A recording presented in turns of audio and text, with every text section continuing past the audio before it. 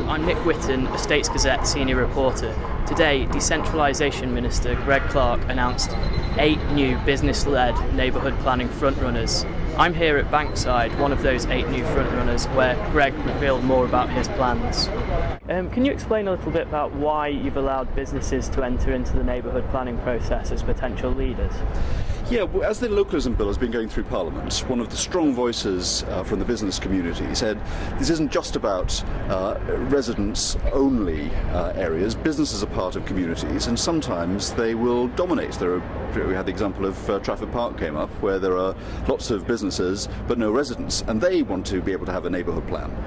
And so what we've done in the localism bill is to make it possible for businesses to get involved. And what we've been announcing today is an invitation to local areas across the country where there's a strong business component to the area to come forward to be front runners, to produce a plan, get a bit of help and assistance from the department so that we can learn from that, and the whole country can learn as to how you can have a very strongly business inclusive neighbourhood plan. Okay, and we're here at Bankside, one of the new 8 business-led front runners.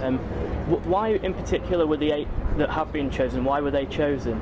Well, in fact, they put themselves forward. We're going through a process. They'll apply formally. So we're here to welcome applicants, of which they are one. But this is a good example of what we're talking about. The huge amount of commercial development in this area is happening at the same time as a great deal of residential development, and the existing community has always been very passionate about the sense of place and its future. So there couldn't be, it seems to me, a better example of where business is absolutely intrinsic to the future of an area, and in working very closely with residents can produce something that I hope captures an exciting vision for the future. Okay, and one final question. Will there be some sort of system built in whereby perhaps you have a neighbourhood which has a very strong residential community presence as well as a very strong business presence, both putting forward very legitimate, logical plans? What might be the process to kind of accommodate that situation? There can only be one plan.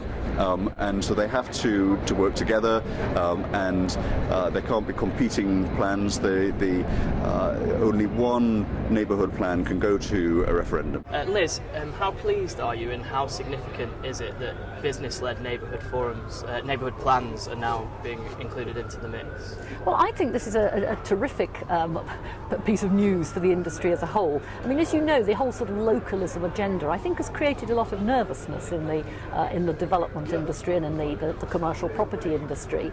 And then when we saw the bill talking about neighbourhoods and neighbourhoods which are to be driven by residents, I think people were even more nervous that you would simply have a resident-dominated environment.